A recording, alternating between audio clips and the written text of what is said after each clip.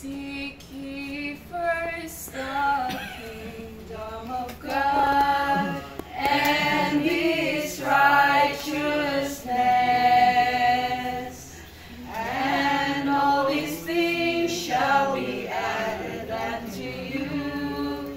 Hallelujah, hallelujah. We are the kingdom seekers.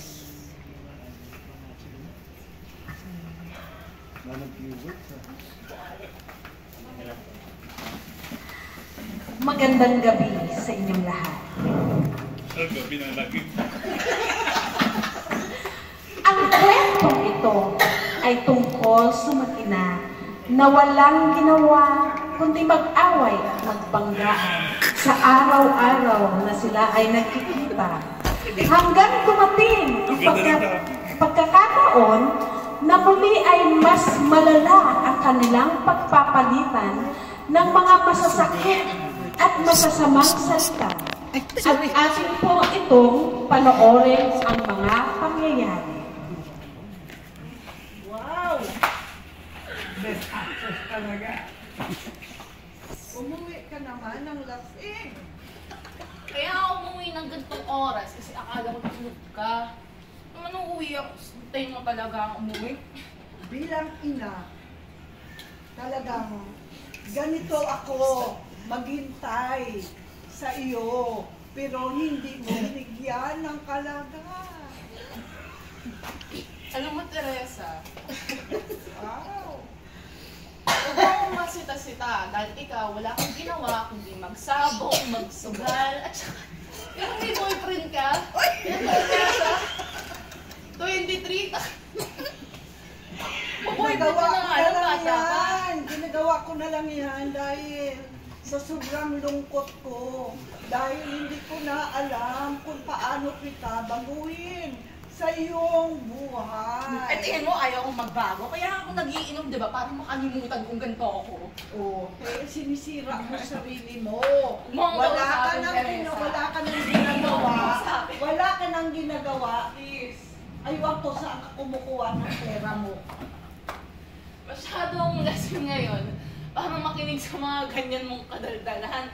Pwede mo na lang tawag ng dalahan mo para hindi mo ako usapan.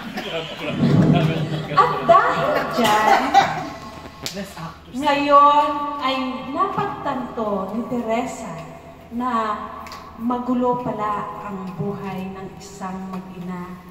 Kaya siya ay naglakad-lakad sa labas. Saan?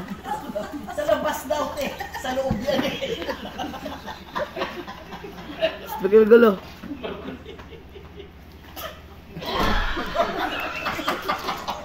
Tumayo tayo. Tayo. Oh, wala kayo. Tiisin yung tawa nyo, ha?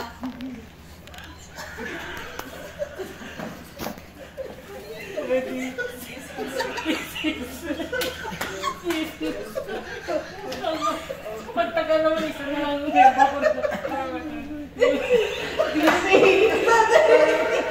is the day that the Lord has made, that the Lord has made.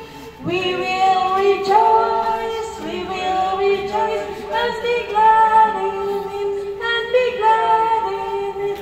So this is...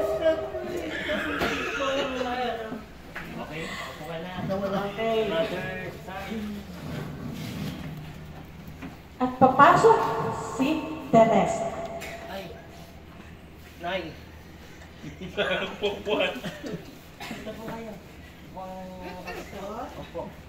Kasi nakita ko dito sa truck Opo po kayo. ang address ng inyo. Mabigat ang inyong ano. Nakita ko ang daan patungo sa Diyos.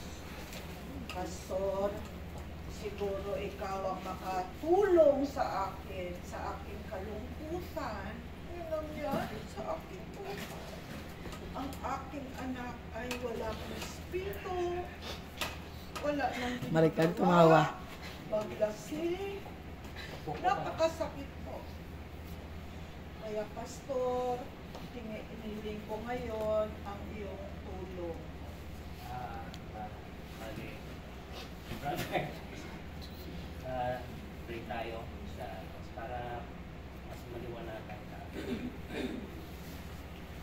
maganda siguro kung usapin mo lang, mas ka nasabihin mo tayo, usapin mo yung anak mo na may pagkumbaba.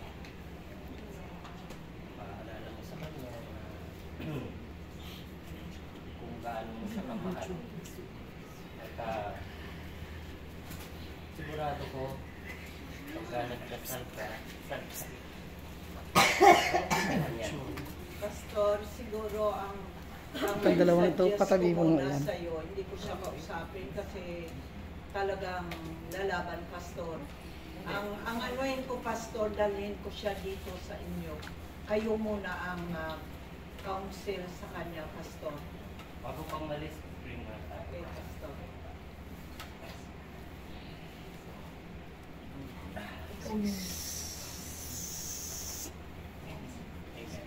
Dasal at pagtitiwala sa Diyos. Sa Matthew. Alis na po ako kasi para mapuntahan ko ang aking anak. Sa Matthew 6:33, sinabi ni Jesus na hanggang nahanapin muna natin ang kaharian ng Diyos at ang kanyang katwiran. At ang lahat ng iba pang bagay ay idaragdag sa atin. Kapag nawawalan ng landas, mahalaga ang pagdarasal at pagtitiwala sa Diyos upang gabayan tayo sa tamang direksyon. At sa pag-uwi ni Teresa, ay kinausap niya ang kanyang anak.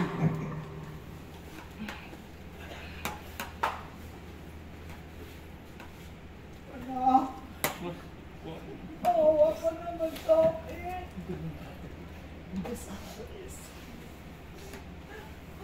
Gusto kita, dalhin kita kay Pastor. Doon ako galing. Naiyak na si Darcy. Pwede na.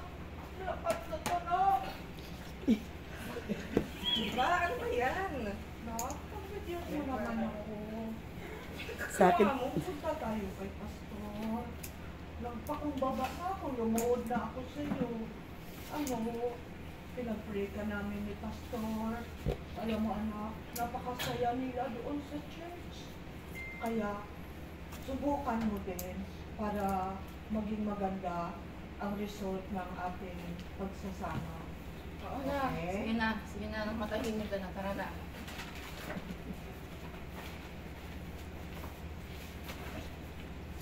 iba yung ano natin. Pastor, good morning po. Nandito na po ang aking anak. Ito si Kay. Pino-convert niyo ako? Hindi anak. Contact mo si Pastor. Pastor, labas mo na ako, Pastor, ah. At sa kanilang pag-uusap ng kanyang pastor, at sa pagbabasa ng salita ng Diyos, sinabi ni pastor na ang iyong salita ay ilaw sa aking landas, at sinabi yun ni Jesus. At ilaw sa aking mga paa.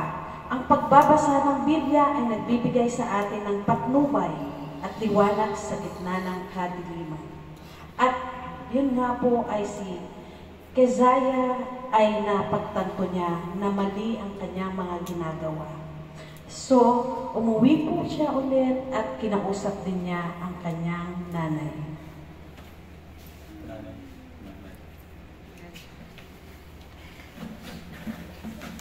no.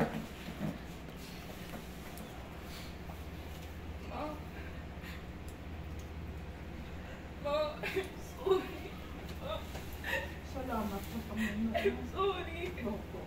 Nung iniwan kasi tayo ni Daddy, hindi ko alam kung anong gagawin ko. Kaya minom na lang ako kasi ang sakit tayo. Okay na. Simula yun na dahil mga anak na tayo ng Panginoon. Tayo ay magsama-sama at maglingkod sa Panginoon. Salamat sa ating Diyos. Kilala natin si Pastor Darwin. Yun ang nagsimula sa ating magandang pagkakilala sa Panginoon. Kaya ngayon, babalik tayo doon sa church at magpa-thank you tayo kay Pastor. At doon ay nagsimulang magbago si Keziah at ang kanyang nanay na si Teresa. at sa pakikinig sa payo ng mga matatanda. Sa Biblia sinabi na sa Kawikaan 11:14 na sa kawalan ng mga tagapayo ay nagpapaligaw ang bayan. Ngunit sa maraming tagapayo ay nagkakaroon ng kaligtasan. Mahalaga ang pakikinig sa payo ng mga taong may karanasan at maaasahan natin sa panahon tayo ay nawawalan ng direksyon. This is the day that the Lord has made, that the Lord has made. We will rejoice and be glad in it, and be glad in it. For this is the day that the Lord has made. We will rejoice and be glad in it. This is the day that the Lord has made. Tunay nga po na this is the day na lahat ay maraming nagbago, pagsisisi at pagbalik sa Diyos. Sa Lucas 15:11-32, ang kwento ng muling pagtanggap ng pamilya sa kanyang anak. Sa pagiging tapat at makatarungan. Ang flag na ito ay sinisimbolize ng pagkakasala ng isang ina at isang anak. At doon nakita nila na seek nila ang kingdom of God.